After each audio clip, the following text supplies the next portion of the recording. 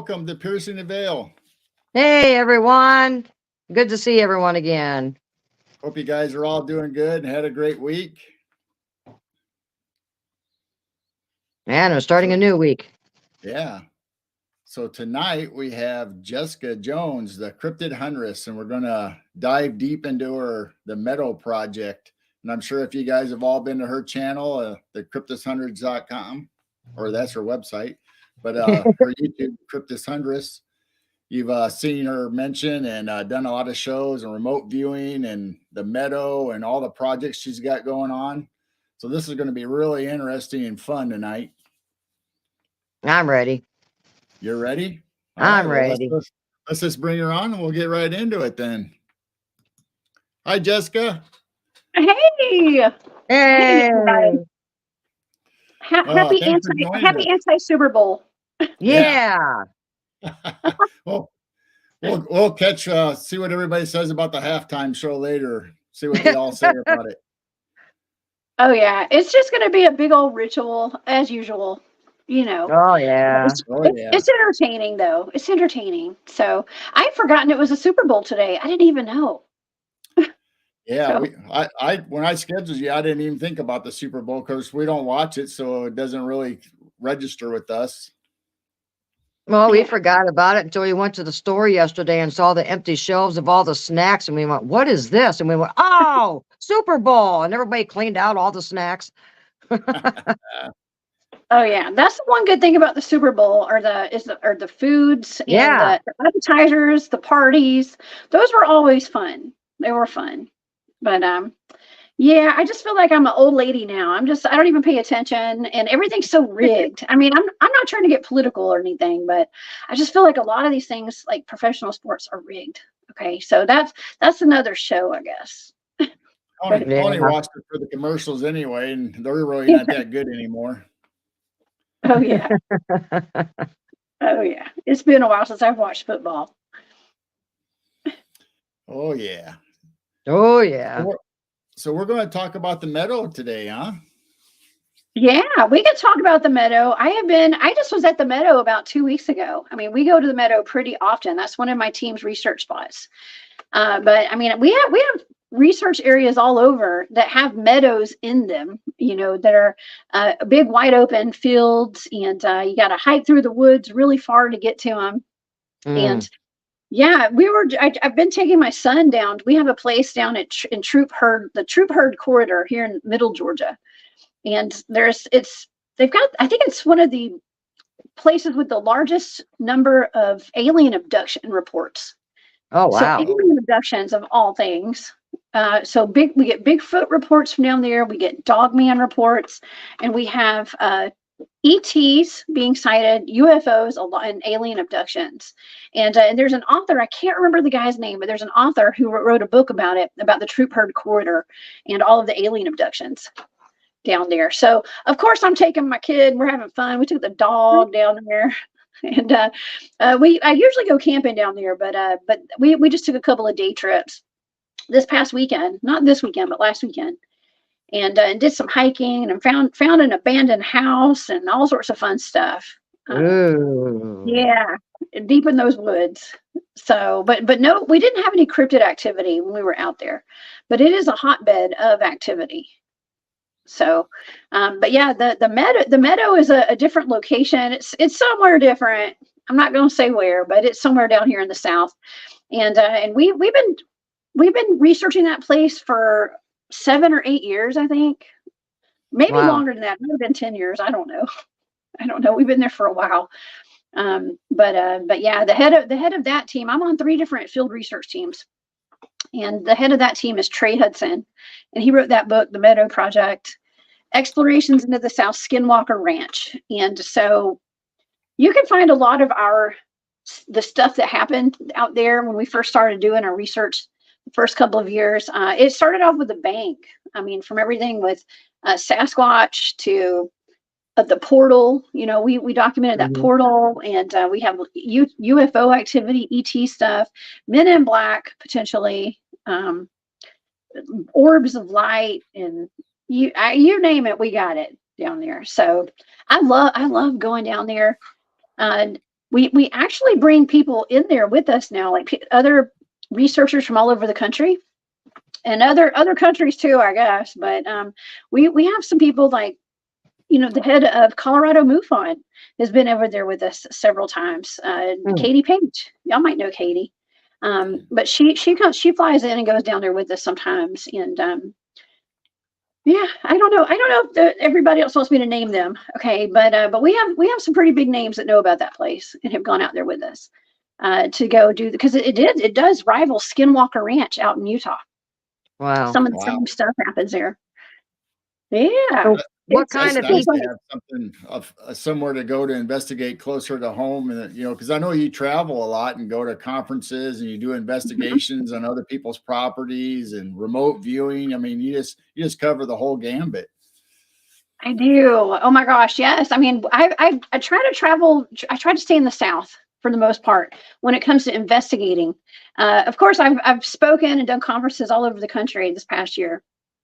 All the way from we were even broadcasting live out in Las Vegas last year, and we were in Illinois, where you guys are. Yeah. So I did a conference out there, and we were talking about cryptids and dogman reports and Bigfoot.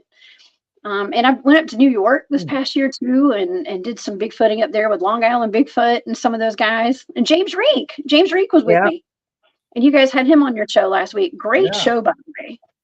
Oh, yeah, that was great. Yeah, he was so fun, and I mean, he's got so much information and detail about all the experiences. Right. He does. We already got a question. Oh yeah. Yeah, I was gonna. I started, so if everybody puts their questions in caps, we'll bring it up in the show as we're going. Okay. So, do you want to talk about some of your experiences in the Meadow then, like whether it's the portals or what you guys have discovered? I mean, what kind of ETs you saw? Well, I'll tell you the craziest thing that's ever happened to me out there. And I've talked about this before on different shows. I might have talked about it with you guys before. I don't remember. But there was a time where we were walking out, we were hiking into the Meadow. And this was after the portal incident. I can get into the portal incident in just a minute. But we were walking out for a night at the Meadow. And I had my teammate Tim with me and his daughter. And we were hiking in a little bit early because he was having some issues, some health issues, and he couldn't, it was hard for him to keep up with the group. So I rode with them, and we went in early to hike in so he could go slow, like hike slow. And as we're walking, we had to pass the kind of, there's bodies of water all throughout some of this area where we go. And as we were walking past this one body of water, it was running water. And over that white noise of that water, as we're walking, it was already dark. And I hear from across the creek, I hear a woman's voice go, "Time travel." Wow. Super loud.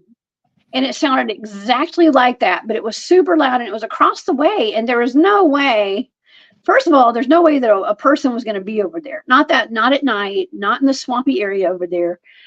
So it didn't make sense. And the fact that she said time travel of all things, like, what in the world? And it was loud as day. And I stopped and I said, "Whoa, did y'all just hear that?" And Tim and his daughter looked at me and they were like, "Hear what?" Wow. They didn't hear it. So so I thought, man, that's weird. That's super weird. I just heard a woman say time travel, and so we just kind of you just take note and you just keep going. Okay, because like that is that, but to me that was pretty significant, because since that happened, I mean, that had to have been 5 years ago, 4 or 5 years ago when that happened. Wow. Tim actually has since passed away since that happened. He was one of the gentlemen who walked into the portal, and after that he got a heart condition. He got real sick, and he and the other gentleman, Bob, who went into the portal, both got health conditions. But that was kind of a significant event, considering that my life, it feels like I talk about this all the time now, and it has to do with a lot of this remote viewing that I do. It all deals with time travel. Okay, time travel. And I talk about time travel all the time. There's time travel comes up in a lot of these remote viewing targets. Remote viewing is time travel. in a way Mhm. too. But it took me about, I'm going to say anywhere from like a week to a couple weeks after that, I realized that was my voice that said time Oh, travel. wow. Hmm. Wow. Yeah. So you think And that came from while you were remote viewing, or have you ever been on that side of that area to say that ever? I've never been on that side over there. You can't even really access it unless you try through the water. And I'm not swimming in that scary water. Okay. Um, Wow. it just dawned on me one day because I thought about that I mean, I just was constantly thinking about it, and it was so perplexing. I couldn't figure out why I was so stuck on that, hearing that voice saying time travel, time travel. And then one day it hit me. I said, as I was saying it, I was like, time travel. I go, wait a second, that's my voice. Like Oh, it did not Hmm. register. It took a long time for it to register that that was actually my voice. So Wow. yeah, so to answer your question, Carol, I do okay. To answer your question, I do believe there's a couple of options as to what that could have been. Oh, there's actually probably three options. Okay. So in my mind, so one option was like there was an actual woman over there who sounded like me that just happened to say time travel out in the middle of nowhere, which I doubt that's what it is, but it's an option. Then there's a second option of me remote viewing myself and Mm. going back and remote viewing and doing what we call a deep mind probe. And potentially that could have been me in the future, remote viewing right. myself in the past, Yeah. and allowing myself to know that that's me remote viewing myself by doing a deep mind probe and saying that, because now it's already happened. So I can go in the future when I'm remote viewing myself and actually say that to myself. I know that sounds so weird. It doesn't make sense to the normal person. Okay. But time is but an illusion. Okay. Right. And Hmm. so that's an option. It could be that. Or maybe I just get my hands on some time traveling, technology one day. That's the I first don't thing I know. thought of, is maybe it's you in the Yeah. future and you're coming back to a remote view, or actually being there. Maybe you were actually over there. I mean, who knows? Who knows? We did have that portal there that opened up. So it's a conversation that sounds totally crazy to most people, Mhm. but to those of us who experience strange things, we kind of know that it could be possible at this point. So yeah, it was odd. So that was one of the strangest things that ever happened to me personally there. But we do have a whole lot of strange things that happen out there. We have been out there, and Bob. I'm gonna have to send this show to Bob so he can watch it. Because I love telling stories with Bob in it. We call him Grumpy. He's the head of the North Georgia Cryptid Researchers, and one night some of the guys were watching him through their thermal devices, and he was out on one side of the meadow, and the meadow looks a lot like this picture that's in the background. Okay, so it's an Wow. open field that looks very much like this. So Gerald, you did a great job on the artwork. Hmm. It's Thank very you. representative of what the meadow looks like. It's a tree line, a lot of trees surrounding just a big wide open field. Um, Wow. and that's what it looks like. And you can see the stars it's beautiful out there on a clear night. You can still see the Milky Way out there because it's in the middle of nowhere. But Bob was standing across on one part of the meadow, and some of the guys were watching him through their FLIRs, their thermal devices, and Bob basically turned into an orb of light and shot across the field through their device. Whoa. He doesn't recall that, but he Wow. did not. He couldn't figure out how he got to where he was standing. And when he went back to his GPS device to go, because he records everything very thorough. Okay, our team is super thorough. We record everything. Some of the guys do, and his GPS was like all over the place. Okay, and it didn't follow the route that he remembered taking at all. But yeah, he turned into Wow. an orb of light and shot across the field through their devices. So Hmm. weird stuff. So if that's not time travel, I don't know what is right there. But there was the big event that happened was the portal, and that Yeah. was one night. That was, I want to say it was like, I don't know how many years ago. And my son was about 3, and he's 9 now. So it had to been about 6 years ago.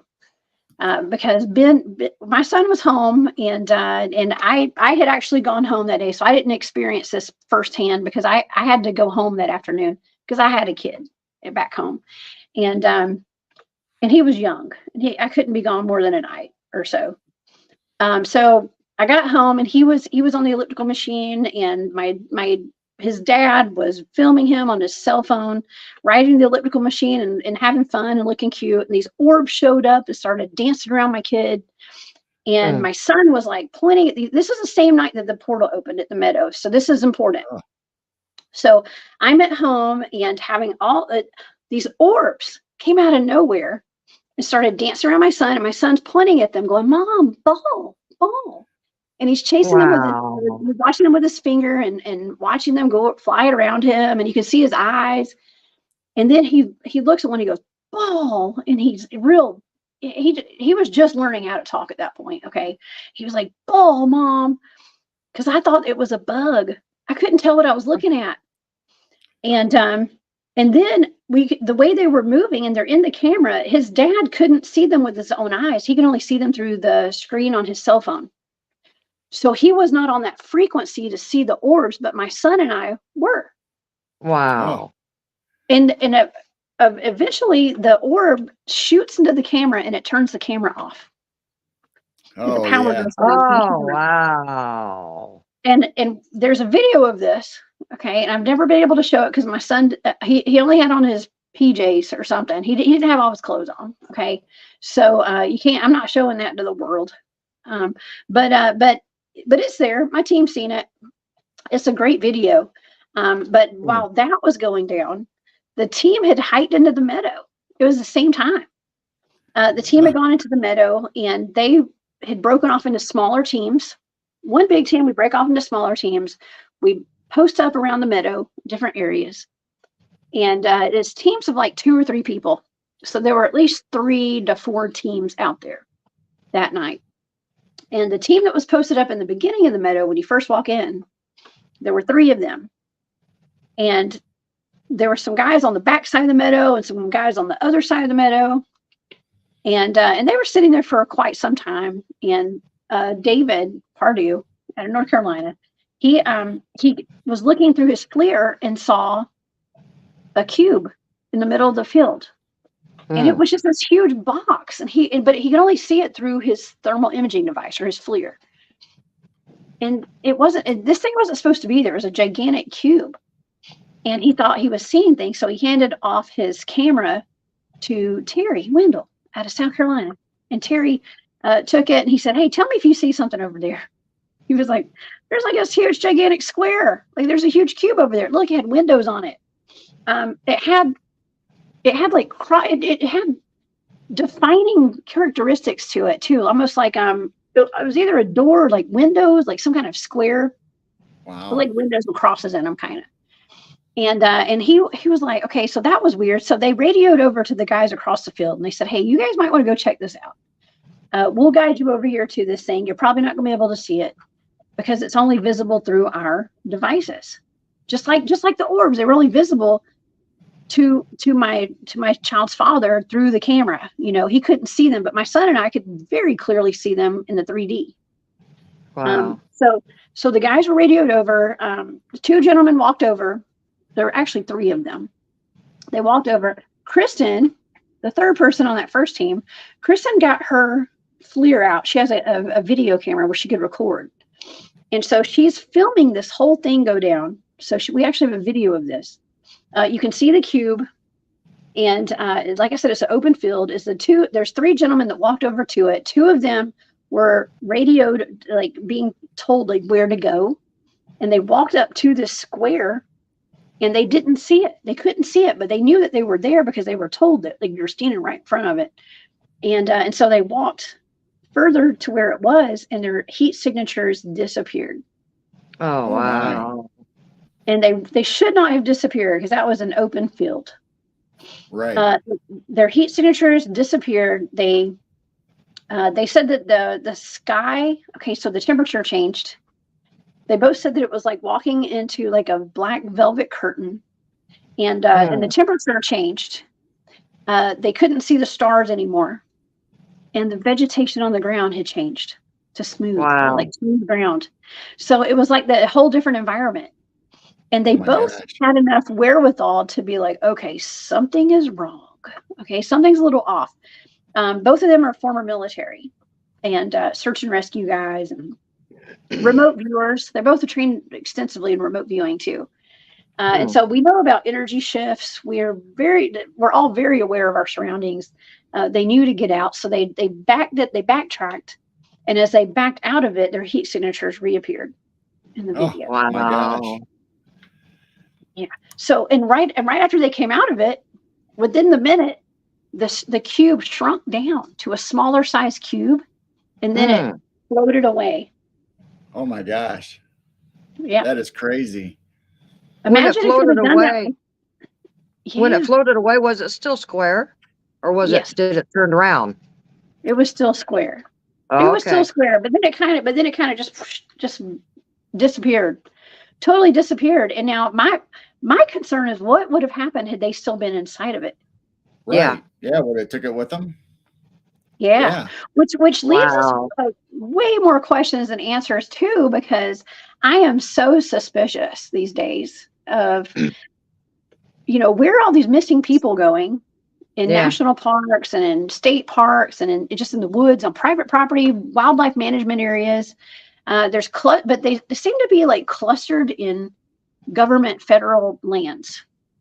Right. It's just the way it is. If you go by the David Paulides Missing 411 series and you see his maps, there are clusters of missing people, and a lot of them are scattered across the map.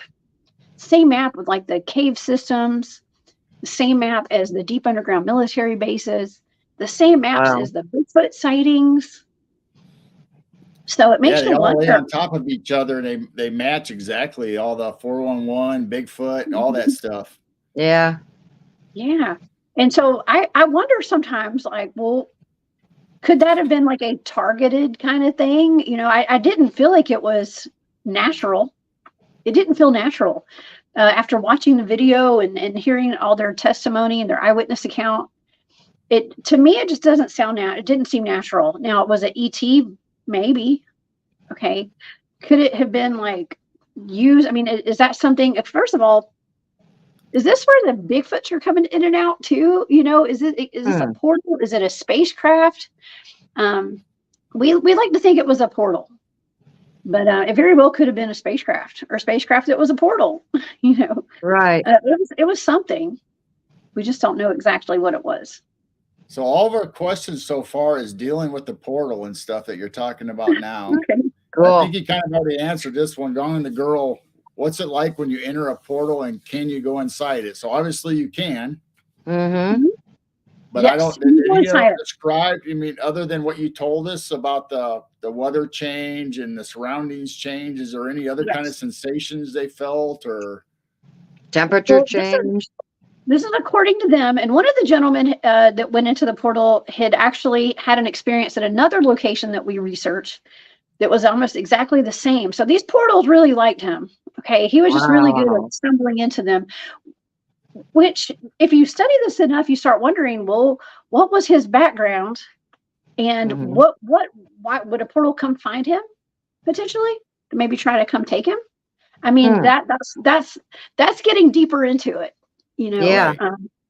So yeah. Okay. So they said the temperature changed. It felt like walking through a black velvet curtain, and the stars disappeared.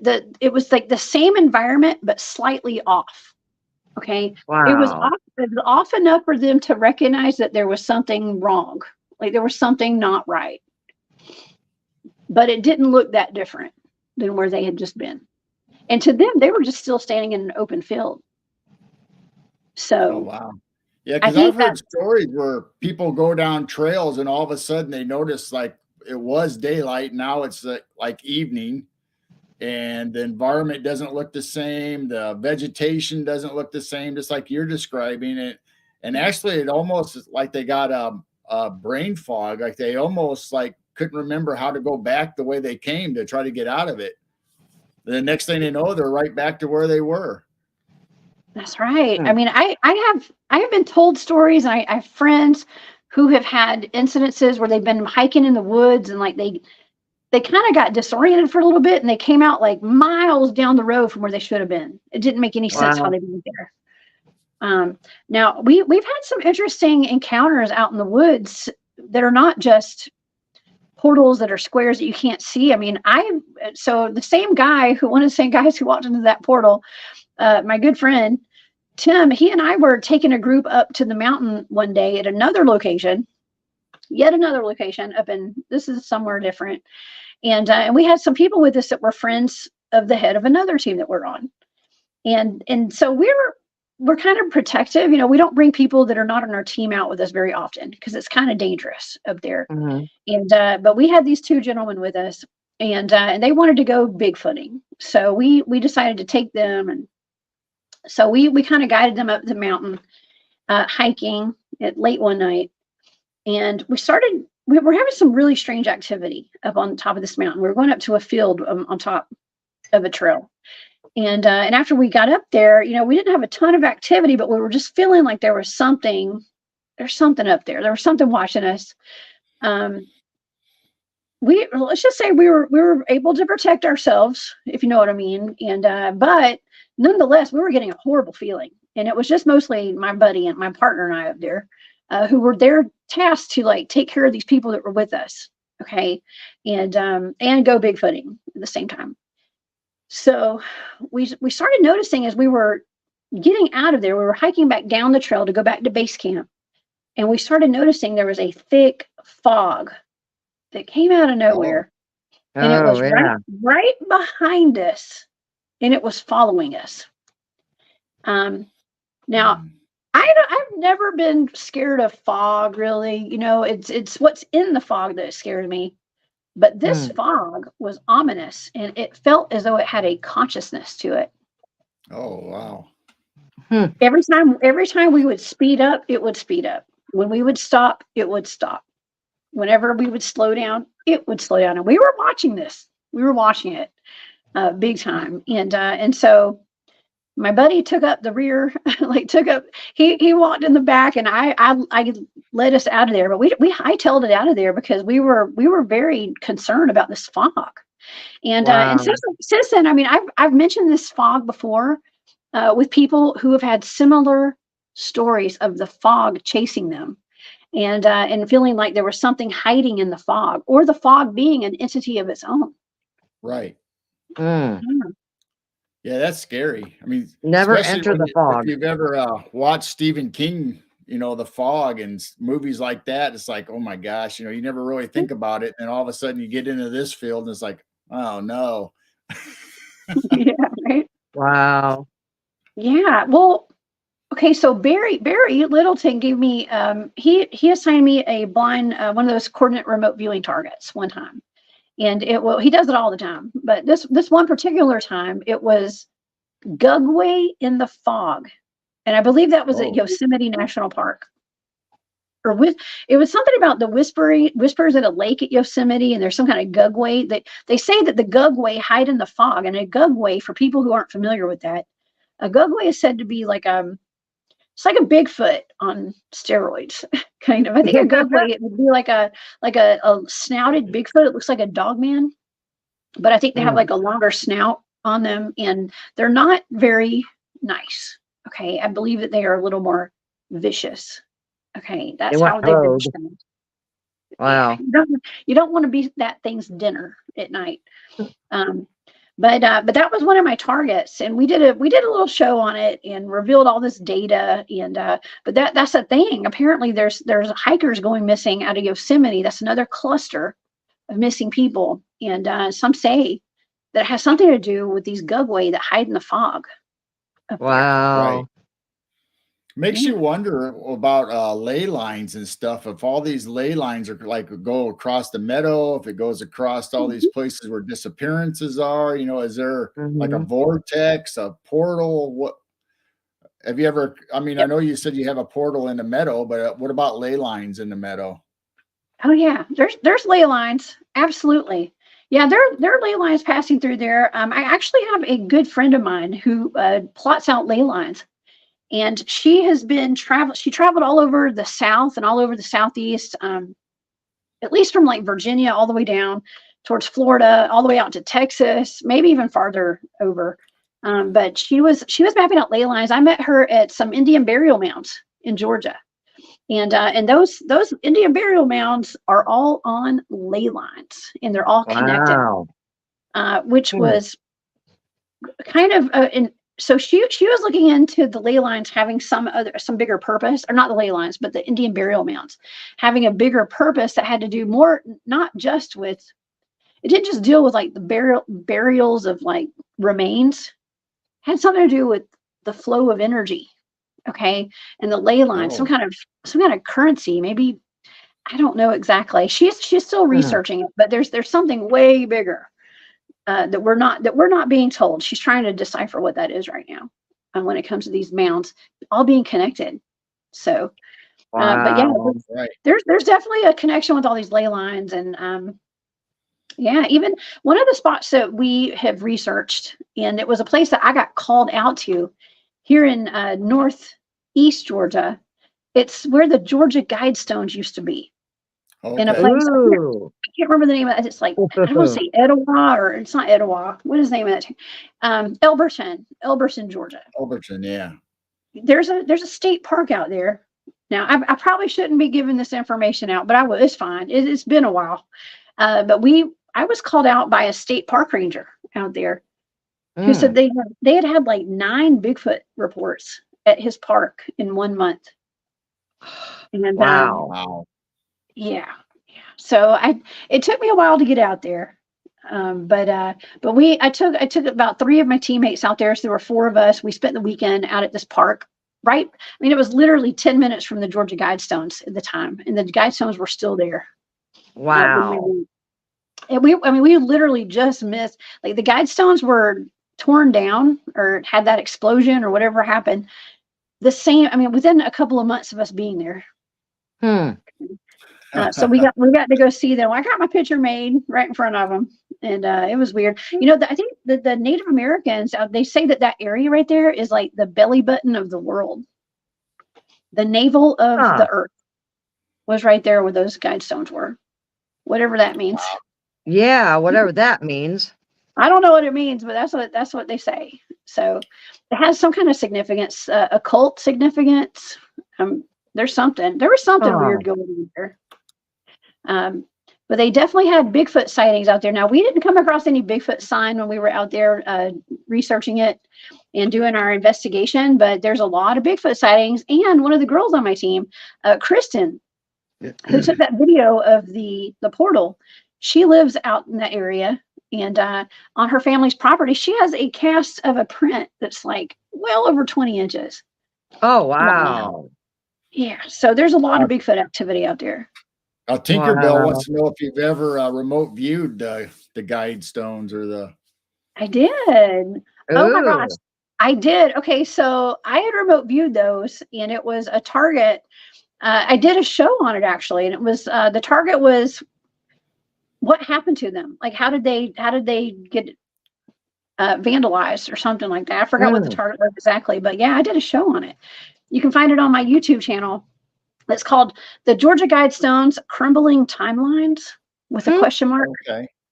Wow. Yeah. Crumbling timelines. Because, a lot of things changed around that time when it was, I think that was in 2020. I don't remember. 2021, maybe. I don't remember.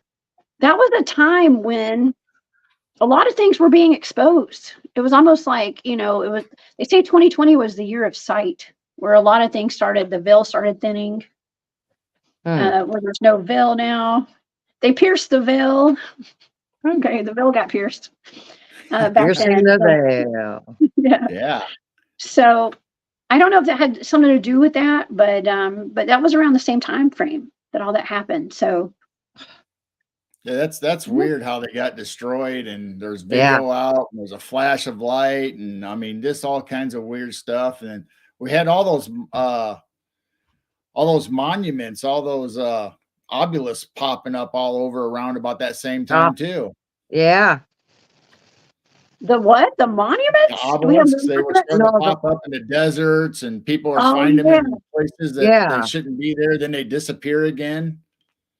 Yeah, weird stuff. And I mean, I've been getting reports of people telling me about staircases in the woods and stuff too. Like weird stuff. Now that would be interesting to remote view. That would be if I had like a case or evidence, if somebody had like evidence of actual staircases in the woods and like we could make that into a Mm, remote viewing target somehow, man, that would be awesome.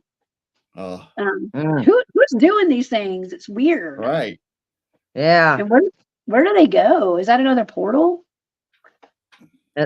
They say don't go up Yeah. those stairs. No, well, some people say they're just like somebody's art project, but I've seen some that people have said that they have on purposely made like an art thing, but other people just find these stairs that have nothing to do with any of those stories. So it's like, I don't know. I don't know if I'd climb up Right. them or not. It's always yeah. tempting, to say, okay, would I go up those or would I not? Well, okay, so something that's even it's almost as ominous, but it's really not. So when we go to this one place down in where I was last weekend, down at the Troop Herd Corridor, they have a lot of little trees, like small tree growth, thin trees. They're like Hmm. pine trees.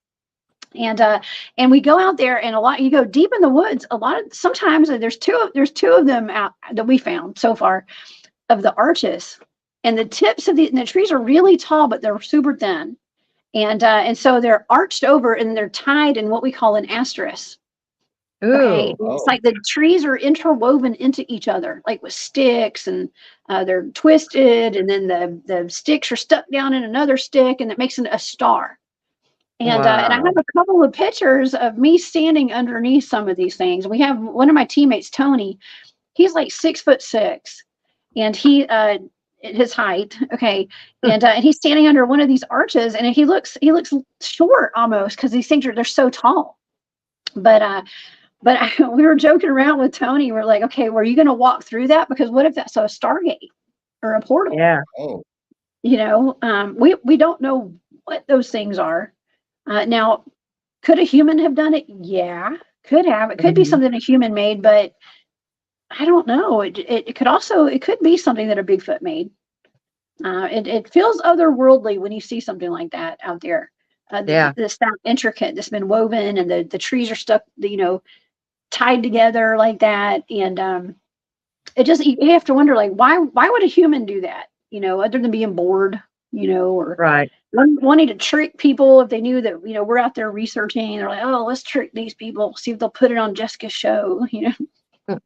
what I mean, not to what if say that wouldn't happen. That's why we don't give our locations away. Okay. what if it So was the trees themselves? What if it's the elementals or tree spirits that did it? could be. Could be.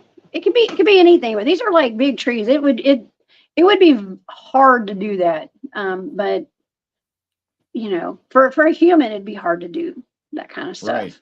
Right. Because they're Yeah, so. this I mean, this trees makes me are heavy. wonder if a living tree, sometimes they talk about trees just uproot themselves and move to a new location. I just wonder if they're able to move their branches like that and almost reach out. And maybe they're creating their own portal or energy. That's a good point. Yeah. Okay, Barry and I, we're kind of we think outside the box, and we have had a discussion about the moving trees. Like they have walking trees, and there's videos that look like Mhm. the trees are walking. Yeah. Well, what if the trees are actually Bigfoots? I know, sounds weird. Like Right. Yeah. Yeah. I mean, why couldn't there be a connection between trees and Bigfoots? If Bigfoots have chlorophyll in their fur or their hair, Mhm. Right. sometimes when you get a hair sample to have chlorophyll in it, it's got some kind of, it's almost like tree-like or plant-like. So I don't know. That's a rabbit hole that I don't know if y'all want to go down, but Oh, we've been down it. Yeah. I've heard stories of someone seeing a tree stump and the tree stump stands up into a Bigfoot and walks away. Mhm. Well, So I've Jessica heard and Barry stories of talk that. about that all the time, how there's Mhm. disappearances of Bigfoots in trees and they Yep. turn into stumps. I mean, Yeah. there's Well, a isn't it connection there, whatever it is, we don't know, but there is a connection. isn't it Trees Barry are that points. saw a Sasquatch turn into a squirrel? Isn't that Oh, Barry? Well, I don't know if Barry saw that, but that was one of the reports that I took, actually. Yeah. I took a report that came out of that park up near the Georgia Guidestones. Wow. So one of the reports, and this park ranger actually took me and my teammates on to every single location where he had taken a report. Now this guy was really upset. He was kind of giddy that we got out there. He was super excited that we were out there investigating it. He said that, see, he was one that had to write the reports and actually send these reports to like the governor's office. Okay. And so he was getting made fun of by the other park rangers that were there. And so I think he just wanted some reassurance that like he's not super crazy and these things aren't super crazy. Like I said, we didn't find a whole lot of Bigfoot sign there, but he had some pretty cool stories. And here's the thing too, like if one person hears that there's a Bigfoot sighting, people are going to start, if the word spreads, everybody there is going to think that they're seeing a Bigfoot. Right. Yeah. Everything becomes a Bigfoot. Bears become Bigfoots. Any noise you hear in the woods, it's going to be a Bigfoot. Okay, so when it's probably not a Bigfoot. But yeah, he took us to a bunch of locations actually, and one of them, the story behind that was it was near where there was a campground, and there were 4 people, 2 couples, and they were going from where I guess like the restrooms were or something, some kind of cabin area, going down a trail through the woods to their tent. And as they're going, there were 2 people in the front and 2 people in the back walking side by side. And the 2 people in the front said that I think it was like a 7 and a 9 foot tall Bigfoot, some kind of creature, jumped down from a tree and landed on the path. So they were scared to death. They both took off running backwards, and they passed the 2 people that were behind them. And now those 2 people claim to have seen a 7-inch squirrel. Oh, wow! But those other 2 people had sworn, no, this was like a Bigfoot. It was something. It was like 7 feet tall or more. They just jumped out of the tree, basically. So they were terrified, according to his report that he gave us. So, but that's not the first time. I mean, that was the first time I'd ever heard about a potential Bigfoot being seen as a squirrel, because I've heard that since then by people who'd never even heard me tell that story before. Oh my God. There's someone in our chat, Blazer in our chat, I've seen him say it before, that he knows a friend that saw one morph into a moose. Yeah. So, I mean, maybe they could like shapeshift. Yeah. Maybe potentially they're like ETs and can put screen memories in our heads and make us think we're seeing that happening, but it's not actually happening. But they have some kind of weird, like Coogee mind trick, like Jedi mind trick that they play on us. Right. Yeah. Who knows? It could have been something totally different projecting that image to your mind, you know? Yeah. I mean, we don't even know really when we see a Bigfoot or a cryptid or whatever we're visually seeing, if that's actually really what's there. Right. That's right. Yeah, I mean that's what happens when people are getting abducted by ETs. They say that, you know, a lot of times they'll see a white owl or they'll see a baby deer walk across their path, and then later on they're like, "Oh, I think I was taken."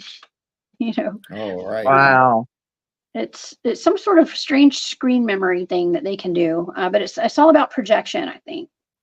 Now, James wants to know, is there any orbs during that event, or anybody see any orbs or flashes of lights or anything? Oh yeah, we see orbs all the time. Orbs are a very common occurrence when we're out in the field, and they do go hand in hand with Bigfoots and ETs and whatever else is going on. And I just had a conversation with Ron Murphy about that. We talked about orbs. He wrote a book about orbs recently, and it's the one thing that kind of ties all of these communities together in all of these fields, from the UFO field to the cryptid field to the paranormal, even to the spiritual community. It's orbs. Yeah. There's so many different types. You know, we see orbs when there's you're in a haunted house, or if you have a passed over loved one. You know, sometimes you'll see orbs, and they come back as orbs, like those orbs that were in my house that night, dancing around my kid. I don't I guess I had hitchhikers that came home with me, unfortunately. I have not had that happen since, but that It's happened. transportation. I mean, I we guess so. always say everything is connected, whether it's paranormal, cryptid, all this, UFOs, Right. aliens. So maybe the orbs and the energy and vibration, maybe that is the connecting point, like you said. Mhm. Yeah.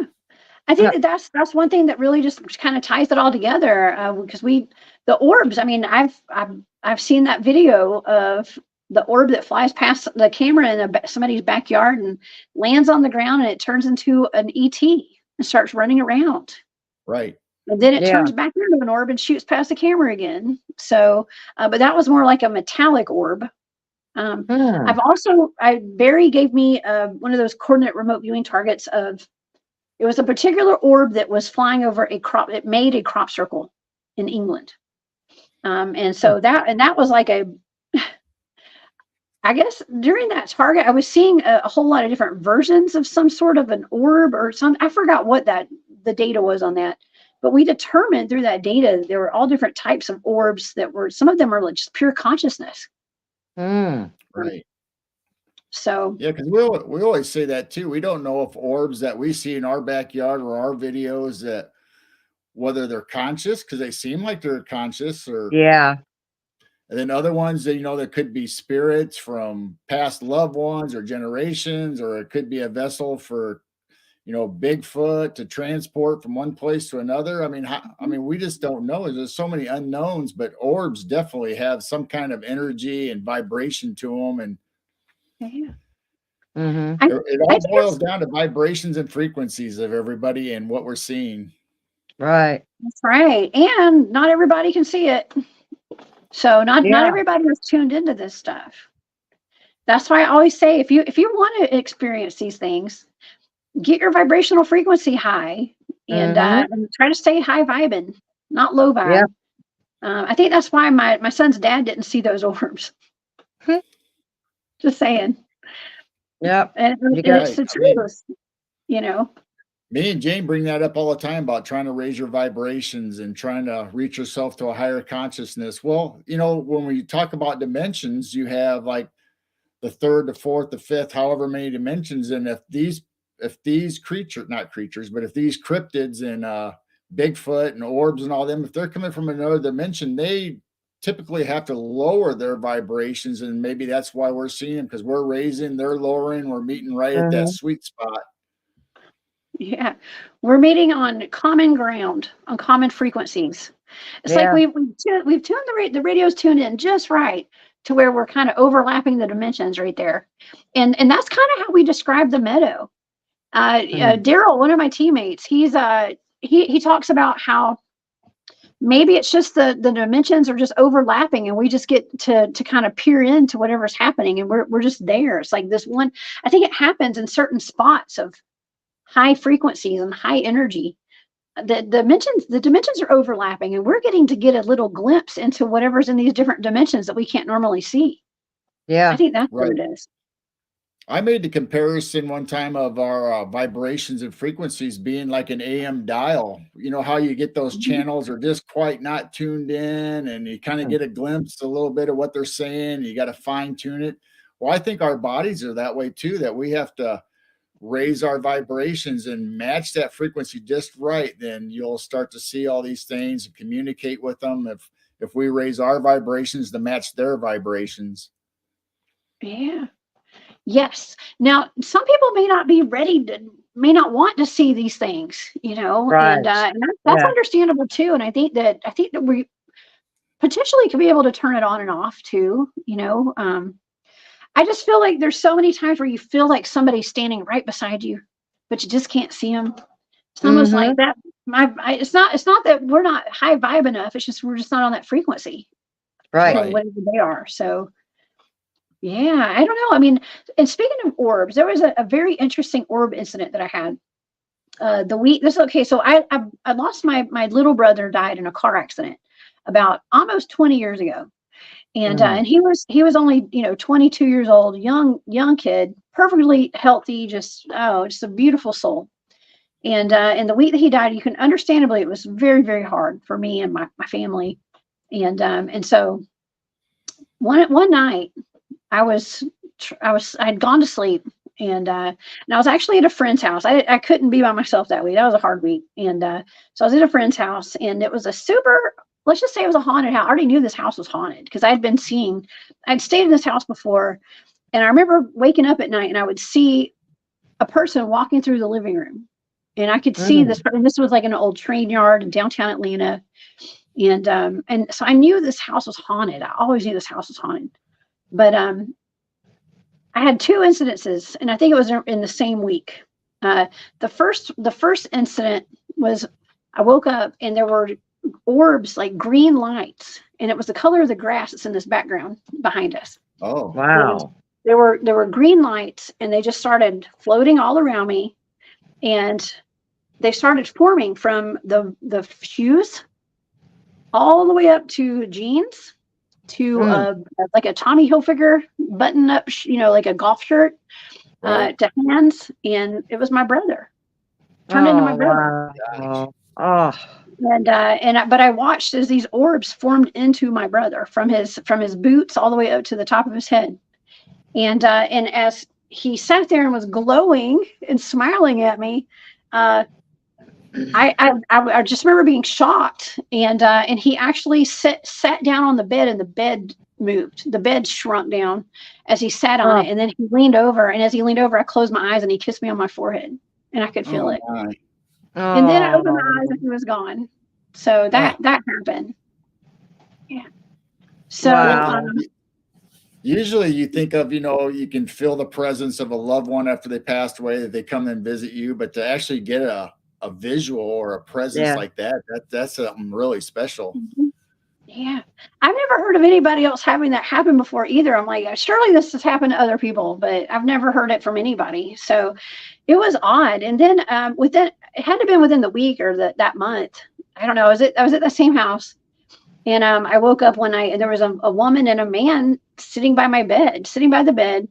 And the woman was like right at my face level, and the man was standing behind her, and they were wearing Victoria era clothing. And they were talking to me. I will never forget this. They were talking to me, and their mouths never opened. They never moved, but I could hear both of them very clearly.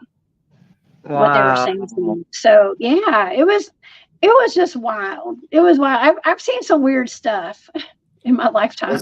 Was it a special message just for you, or what were they talking about? Yes. Yeah.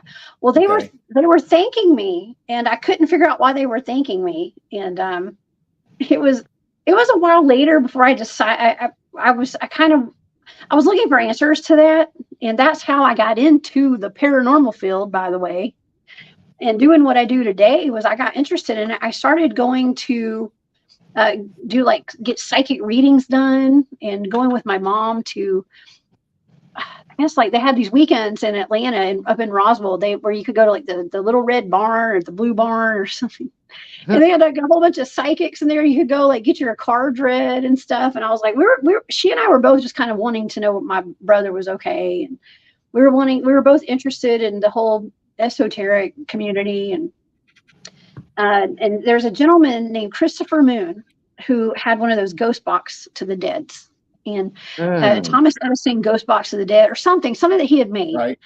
And he was traveling around, and you could go like get a session with him, and he would let you communicate with your loved ones and stuff through this box. You could hear their voices come through it. And it was like 20 years ago, almost, at least 15 years ago when I did that, probably 18 years. So it was before people had like those little handheld ITC devices where you can do like the ghost boxes. They didn't have those back then. I don't remember.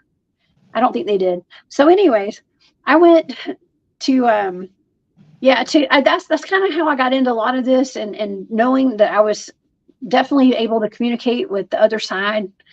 And, it got me on my journey to where I met my Bigfoot team, and I started Bigfooting, and I'm here with you guys today because of all that.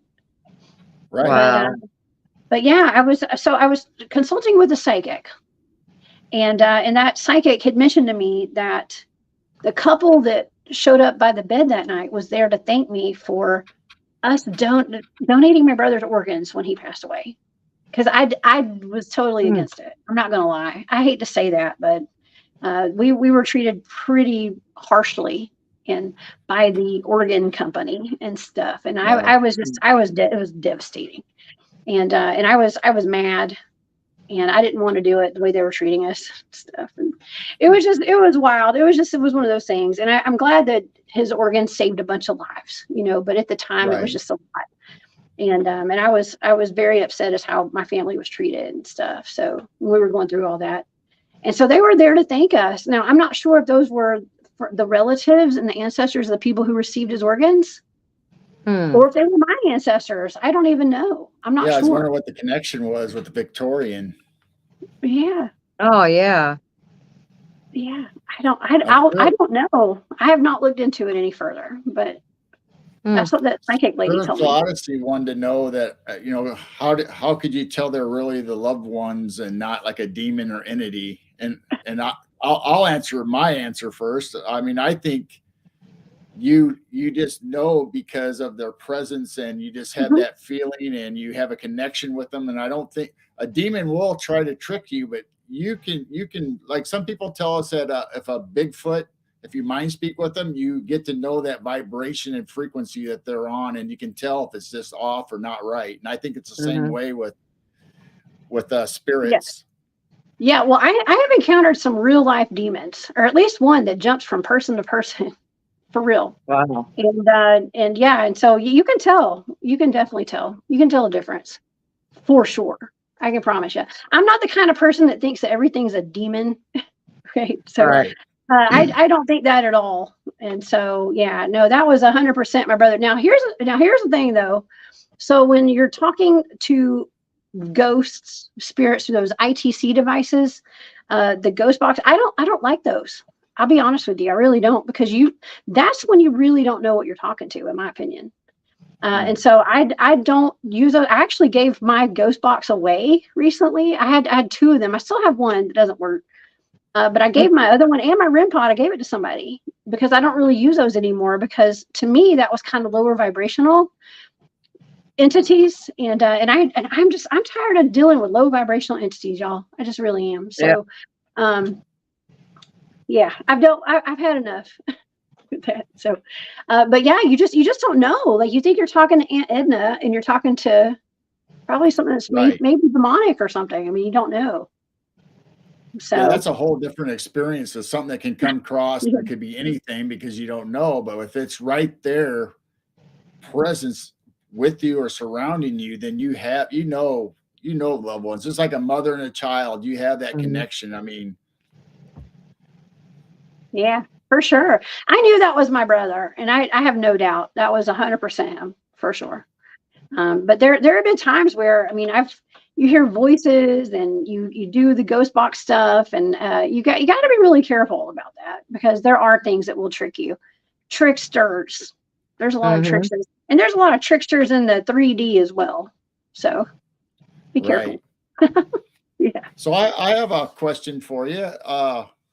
On your top 10 list or whatever, what would be your ultimate place to go investigate? Ooh. Oh my God, I would like to go to Alaska. Alaska. That would be my spot. All of it. I want to go all over. I'd like to go to Portlock just for the day. I don't want to spend the night there. Okay. Right. But yeah, I would like to go up to Alaska. I think that would be one of my number one spots to go investigate right now. And I might go there one day. As soon as I'm able, I'm gonna go.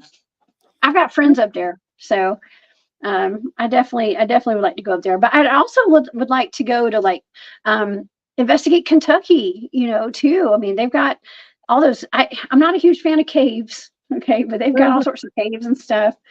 I investigated a property up in Tennessee this past year that was said to have skinwalkers in the cave. So that was weird. That was a scary experience. But are you going back there? I'm not going back there. Actually, they ended up selling the property almost immediately after we left. Really? They did, yeah. So they don't. The couple that lived there, they don't own that property anymore. But they had a cave. It was like 30 feet from their back door. And something was coming out of that cave that it was taking their chickens out of their chicken pens. It was banging on their house at night. It was moving the cameras around. So they had cameras everywhere outside. And anytime their chickens would go missing, the cameras would be turned sideways and stuff where you couldn't see. So you couldn't see like what was coming and going. And there were big prints, like barefoot. It looked like human footprints, but they were bigger. Oh my gosh. Potentially, I think it was probably Sasquatch. Yeah. Yeah, I didn't hear they sold it right away. That's interesting. Well, they Wow. ended up selling it. They sold it within a month or two after we left. So there was a lot going on there. There was a lot. I mean, Yeah. we captured. We didn't get any Bigfoot activity while we were there. As a matter of fact, that cave, there were no tracks in that cave. There were no footprints. But you could very clearly see that whatever took one of the chickens, there was a trail of feathers that went into the cave. Like it took the chicken, and there were no body parts. There was no blood.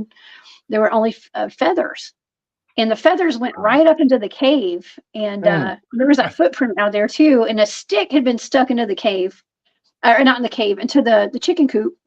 So it was obviously like poking in there, trying to get the chickens to move to the other side so they could get one of the chickens out and shut the door back. And then they took it. Now, could it have been like a feral human? Totally. Could have been anything. Right. But there were no tracks inside that cave at all. And so what was really cool was that we had an SLS camera, and we had my REM pod, and we had recorders going, and we were watching as there was one giant. It was literally a giant figure. It looked like a stick figure came crawling out of one of the caverns on the top part of the cave while we're sitting there, investigating. And then two little ones crawled out with it. And you can have this all on video. And you can see, and one of them jumps down and jumps on the REM pod. And the REM pod starts going off, and it starts spinning around the antenna. Like dancing on the antenna. Wow. But it makes you wonder, like, okay, so there were no tracks. Could whatever this was that took the chickens, could it have been something like that was like not totally manifested into this reality? Right. And it came down, it swooped down and got a chicken and took it back up into that cow, because there were no tracks. There was nothing in there. But the chicken feathers were in the cave. So I don't know.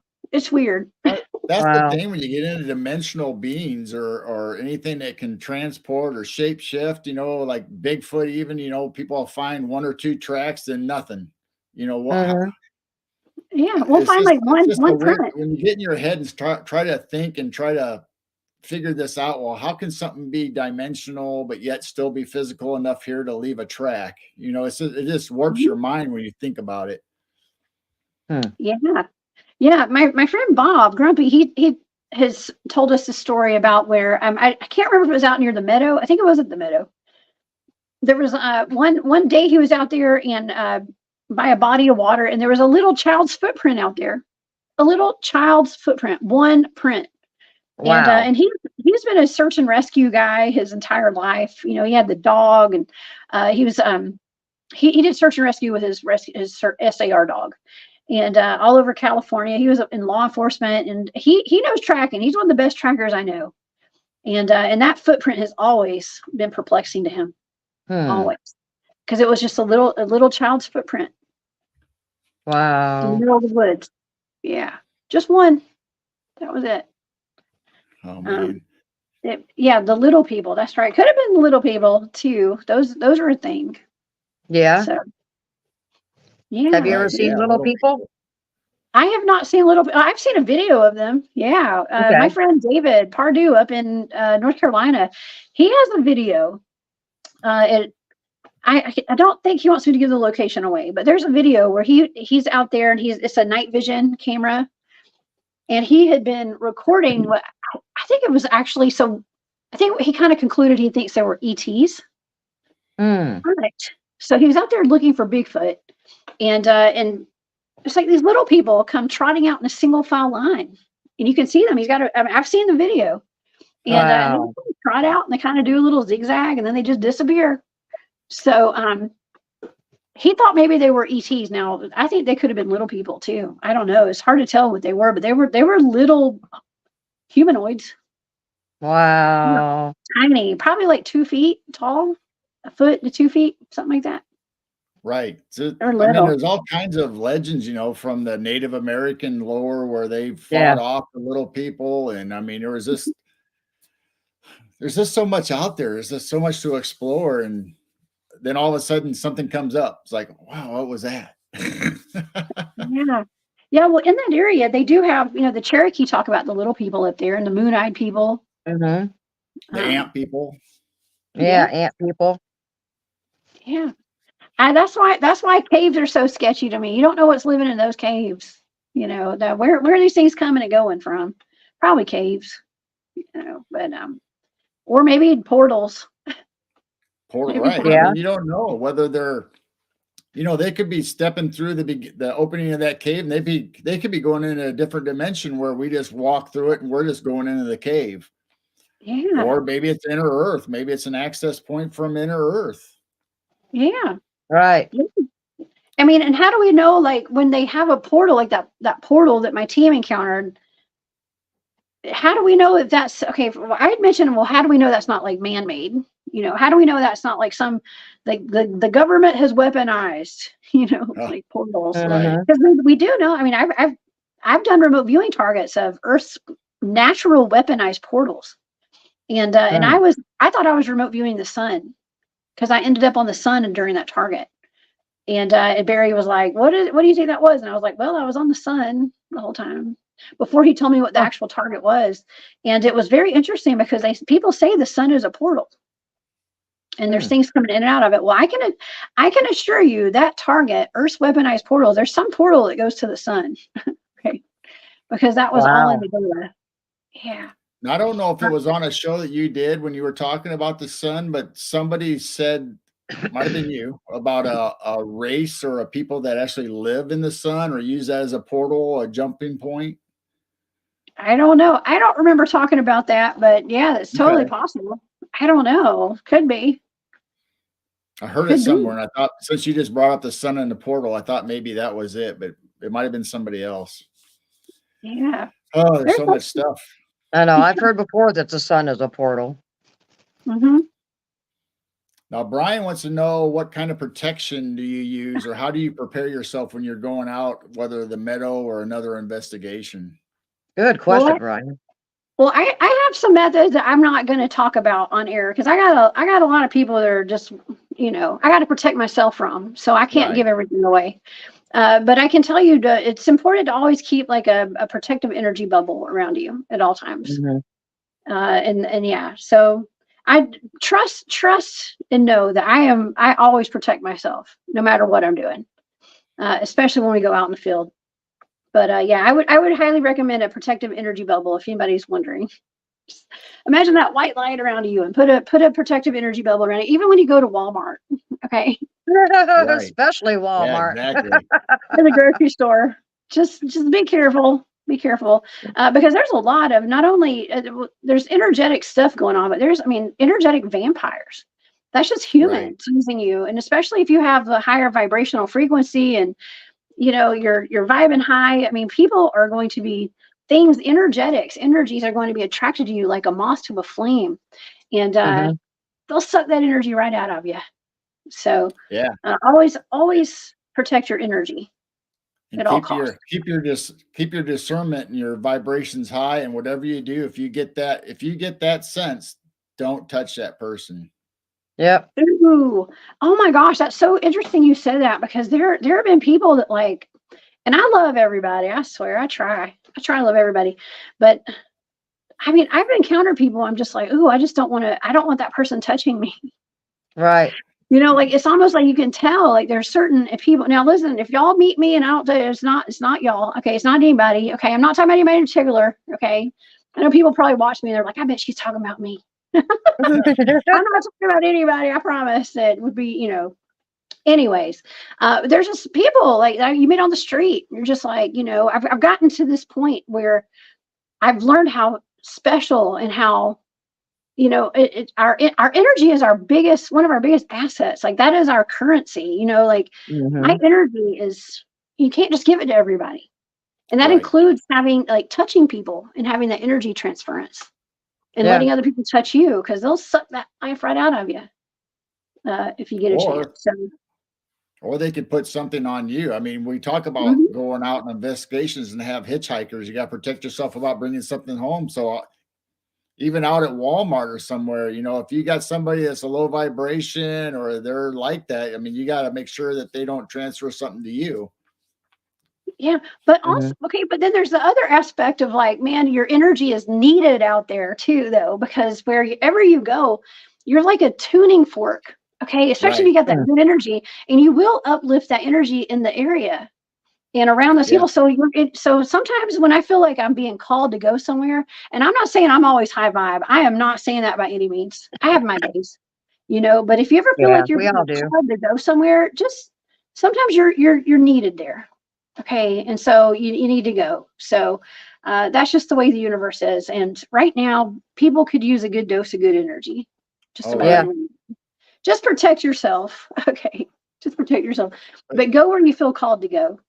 Because sometimes you're right, though. I mean, when you walk out, whether you're on an investigation or just out in society, I mean, you're like this bright, shiny thing, and all of a sudden you see this attraction coming towards you. So whether you have to put your bubble out or a shield up or whatever, I mean, but you can still shine. You can still shine out, but you just got to protect yourself. Yeah, and we're not saying y'all got to wrap yourself in bubble wrap and stuff. Just tinfoil. It's not literal. I know, tinfoil. I know. We should make some like homemade tinfoil hats or something. That'd be fun.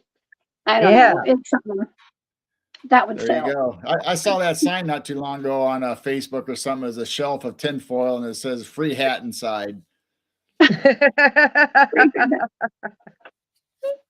Oh my gosh. I've made a tinfoil hat. I've made an aluminum foil hat or two before. They're fine. So you just don't go outside in a thunderstorm though with that thing on. Okay.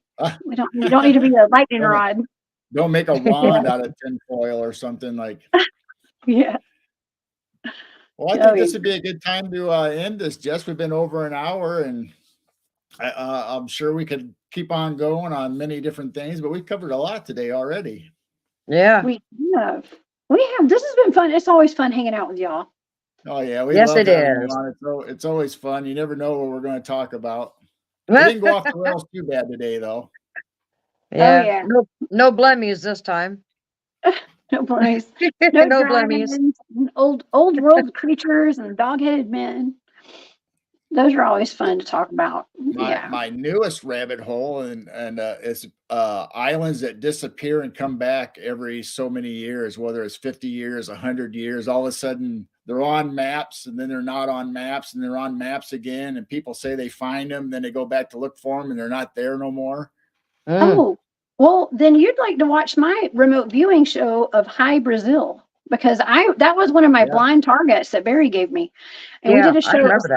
It was called High Brazil, and this thing would show up, just like you said, every few years, and it'd disappear off maps. And that target, I vaguely remember it being something from Inner Earth. It was like an Inner Earth.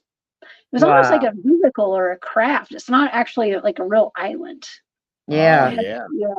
It had a life of its own or something. So I have to go back and watch that. But that's on my playlist on my YouTube channel. That if you go into the folklore of it, there's some like gigantic turtle or tortoises that have like trees and land on it, and they surface and they're there, then they disappear. So that's part of the old folklore of that too. Oh my. We live in a magical world. We really do. It's all super magical. Yeah. It's all being revealed, I guess. Well, why don't you take a minute before we leave, Jess, and tell everybody where they can reach you in case somebody's new to the channel and haven't seen your show. And any conferences you've got coming up? Yes. Oh my gosh. I'm going to be speaking at the Georgia Bigfoot Conference next month. In March, up in Dillard, Georgia. So you guys come see me. I think it's March 14th and 15th, but I can't remember the dates. I do have a website. That's the cryptidhuntress.com. And you can find all of my shows there and all the events, things, all the places I'm going to be. I do have, we have the Reno Spaced Out Radio Fan Party out in Nevada, Reno, Nevada. That's going to be in May. And I can't remember what else. Oh yeah, and I've got a conference with James Reek. Actually, I'm going to be at his conference in, I think that's July, down in Tampa. I'll be there. Yeah, And Florida, yep.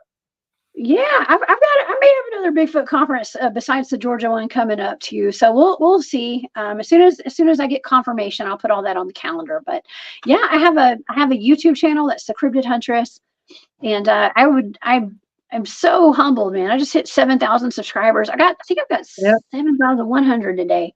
Subscribers. So that always blows my mind, man. I love it. That's I can't believe people want awesome. to watch me. Yeah. So Now you're bringing back a favorite of ours where you're actually starting to do readings again. Yes. that's right. Yes. Yep. Yeah. I just started. It's just memberships on my channel. Anyone who becomes a member of my channel, I'm doing exclusive videos where I'm doing my card readings again. So that's for the members. It's called the Hunt Club, is what I called it, with the Cryptid Huntress. Yeah, so I'm doing. I just put one out last night, and so I'm going to be doing those throughout the week, and those are fun. It's a really good outlet for me to express all my energy and my creativity and stuff. So in addition to the cryptids, we're getting back into the spiritual side of things too. That's exciting. I just That's loved when you cool. were doing card readings. Oh yeah, I hadn't done those in a while. I just got too busy, and I just feel like it's really important right now. Like just to tune in again to the spiritual side of things, and to do like an energy check-in, and I don't know. Maybe it'll help some people. I don't know. It helps me. It just gives them a little positive message and keeps them going. Exactly. We can all use some positivity. Yes. We gotta sprinkle it where we can. Yeah. Yeah. Well, don't go away. Let's just say bye to everybody real quick, and so don't leave. We'll all say bye, and thanks everybody in chat. We love you so much. Thanks for coming tonight, and Jessica appreciates you all being here. And make sure you go out to Jessica's YouTube and her website. The cryptidhunters.com, and you'll find all of her stuff that she's doing there in one spot. So you'll be able to click on a bunch of links that she has. And and don't forget, been awesome with the questions. Go ahead, Jessica. I forgot to say I'm on Spaced Out Radio tonight. Yeah, I'm a weekend host at Spaced Out Radio, and I've got a show at 10 o'clock, 10 Eastern tonight, 9 Central. So y'all come see me. I have Mike Familant coming on with In the Shadow of Big Red Eye. Okay, he's a Bigfoot field researcher. He does Bigfoot field research for a living, like full time. Okay, so this is going to be a cool show tonight. So y'all come see us. It's going to be fun. We will be there. Yes. Thank you. Thank you. Yeah, that'd be awesome. And we should mention also her War Woman goods on Etsy. We got to remember her jewelry. Thank you. Yeah, I do. I have an Etsy shop. That's War Woman goods. Yeah. Over on Etsy. Thank you, Jane. I appreciate that. All right. Well, we will see everybody next Wednesday for our late night owl lounge that we hang out with all the crazy chat. So we will see everyone then.